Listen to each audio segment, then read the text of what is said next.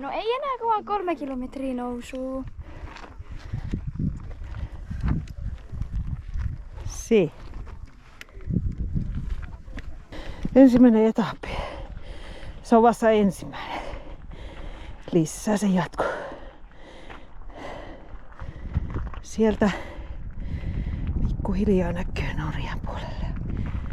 Täällä voisi vaikka laiduntaa lampaita tai vuohia tai... Jaha. Tää on vähän joku tämmönen kivimonumentti. Saako siinä tanssata? Vähän tämmönen tanssauslava.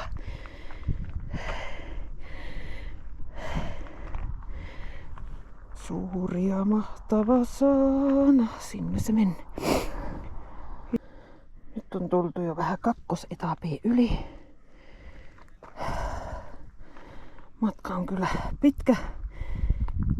Ollaan vasta pari kilometriä tultu, mutta se on yllättävän raskas. Sitä ei uskos kukkaa. Että ei se ihan kivyyttä ole, mutta tää lämpötilakin on niin kovaa meille. Mutta no niin.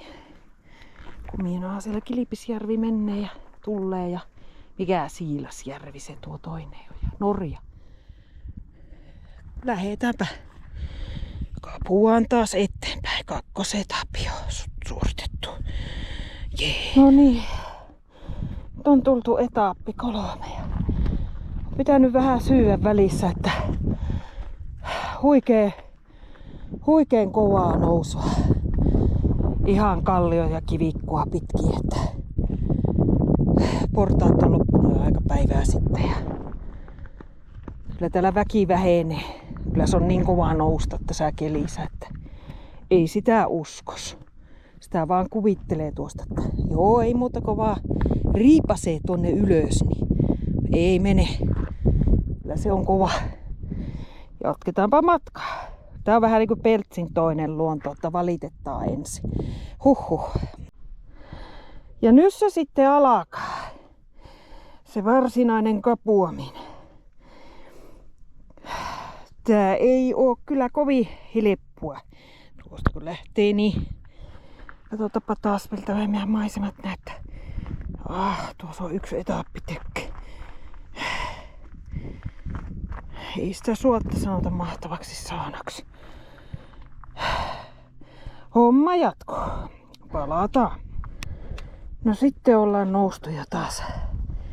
Pitkät pätkät tuolla häämöttää jo huippu. Sinne on vielä 0,5 kilometriä matkaa.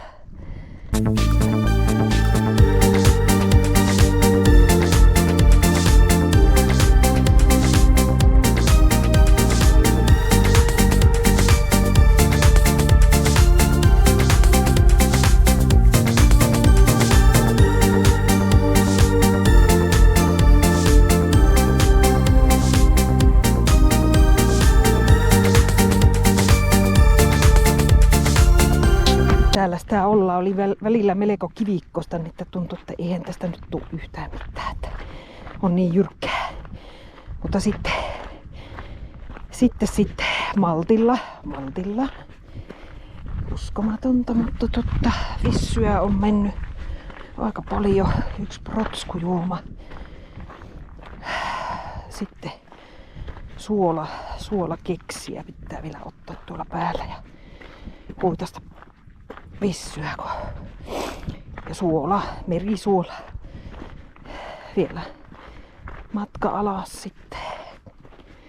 Mutta että kyllä tässä pikkuhiljaa, kyllä mä nyt oon onnellinen, kun mä oon tänne päässyt töttärää. Siinäpä se. Mennäänpä huipulle. Tuulia kävelee tuolla jo kovaa tahtia eteenpäin. Siellä se on. Pikkuvaeltaja. No niin.